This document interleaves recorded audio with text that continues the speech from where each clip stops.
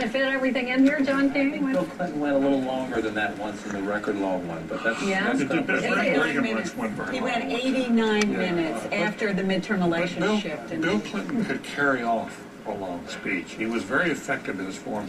One of the only presidents we've had in modern times who actually got a bump out of the State of the Union. I think the challenge tonight is, can Barack Obama pull off a long speech? I don't think we know that answer to that yet. Or is brevity kind of what is needed tonight? Well, it just meant, however long discussing all the problems he has and what he needs to address, 70 minutes may in the end not be enough for him. Let me just mention the First Lady. Guys, just take a look. The First Lady walking in right now to the box. Ed Henry was mentioning who some of the guests are a little bit earlier. Many of the characters, obviously, who are there to represent certain points he's going to make in the speech. A woman who was denied health insurance, I believe, is there because she had a pre-existing condition. There's a small business owner who's sitting in the box with her who benefited greatly from the stimulus. So many people that the president will be pointing to throughout the night with the First Lady. By the way, a Reagan invention. Yes, there you go. There you go. And also, I'm glad they're actually doing that because remember his primetime news conference when he talked about getting all of these letters from folks about health care. And you're sitting here saying, okay, here's a moment where he actually going to highlight it. What did he do? He ran right past it. And so what you hear from people is saying he operates as a technocrat, someone who's more professor, who is not touching people in the hearts versus their minds.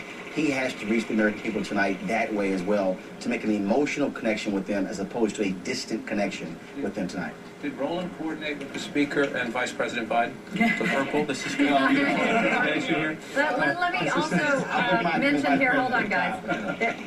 The President's Cabinet is coming into the room right now, and I think our Dana Bash is down there as well, watching this. Dana?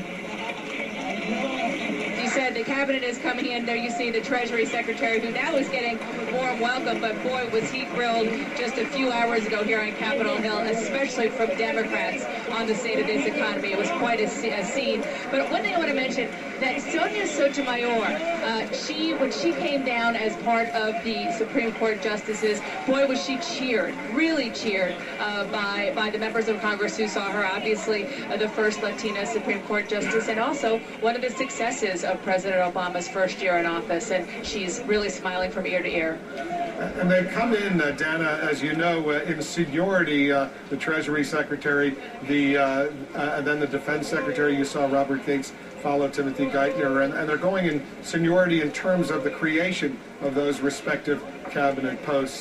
So we'll watch this as they go on. They're going to continue to get themselves into their seats as the president eventually will be introduced. There's the Attorney General Eric Holder, who's getting ready to sit down himself. One aspect of what's going to be spoken about tonight, although we haven't focused a lot on it, is that the president will have a whole section on national security and international affairs. They'll speak about what's happening in Iraq and Afghanistan. They'll speak about some troubling issues, including Iran. The president will go into some length on some of those issues because he's proud of the fact that he thinks America's image around the world has improved since he's become president of the United States over this past year. The president will be introduced momentarily, and then he'll be roundly applauded by everyone inside. They'll get ready for an historic night.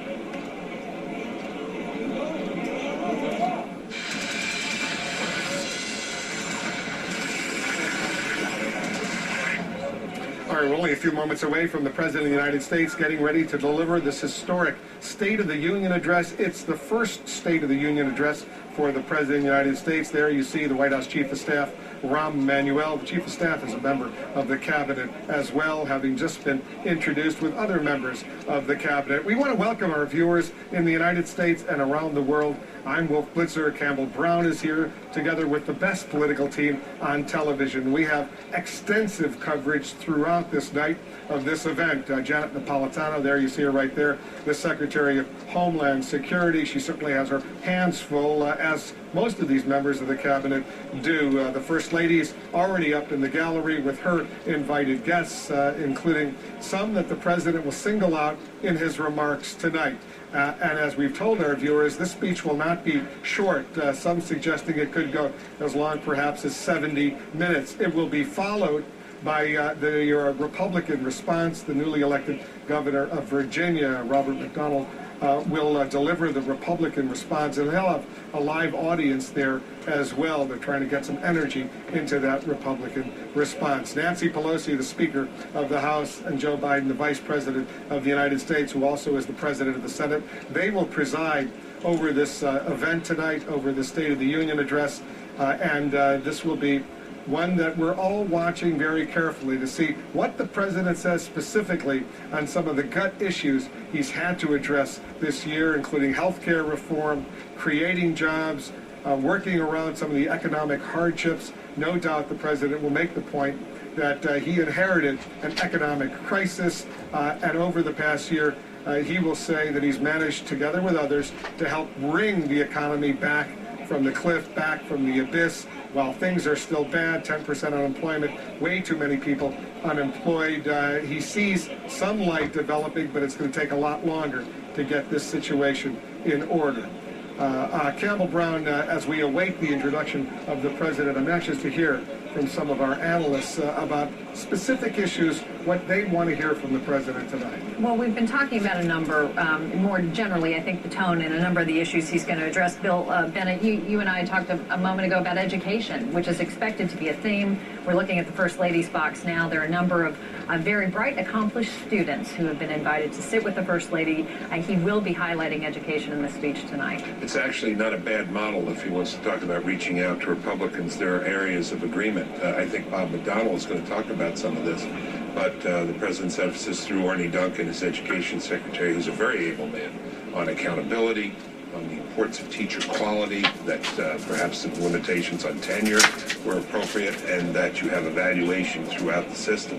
He is also supporting choice through charter schools, and these are areas where you get a lot of Republicans. So he is spending a lot of money in education. Gosh, my budget was $13 billion, I think, when I was there. It's now 75 or 80 plus 100 in the stimulus. So that's what Barack Obama does. But a number of the things he's recommending are interesting and are common ground. And balancing that, awaiting with the Barack Obama to those who have been so critical of him for awaiting overspending, this spending freeze is getting pretty much, I guess, we're awaiting down the to criticism Barack by Obama. but other measures that he's going to talk about a little bit. State of the aimed Union at speech. At deficit reduction. Imagine if the speech that the president gives tonight. Can the speech turn around a lot of people's By the thinking? way, tax cuts for small businesses. Patch up things and mend what needs healing. We're going to do some things to fix health care, but we're not going to have a 2,000 page. What can he do This would have been a much tonight? more successful president. Do you agree with that, or no? Let me just bring a little history into this. Let me read you this quote. This week we can ask, is this presidency over? Okay, that was, and I won't name the name, but it was another network, one of the most famous pundits in America said that on day 12 of the Clinton presidency.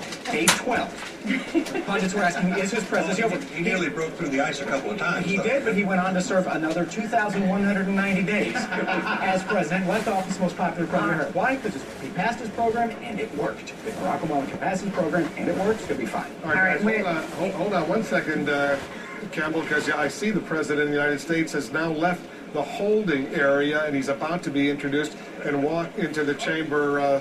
The speaker, the introduction is about to happen. Barry Sullivan, the Majority Floor Services Chief, will say the magic words, Madam Speaker, and then Wilson Livingood, the House Sergeant at Arms, will immediately follow with the President of the United States. So let's listen, because this is one of those moments that you'll be hearing a lot of over the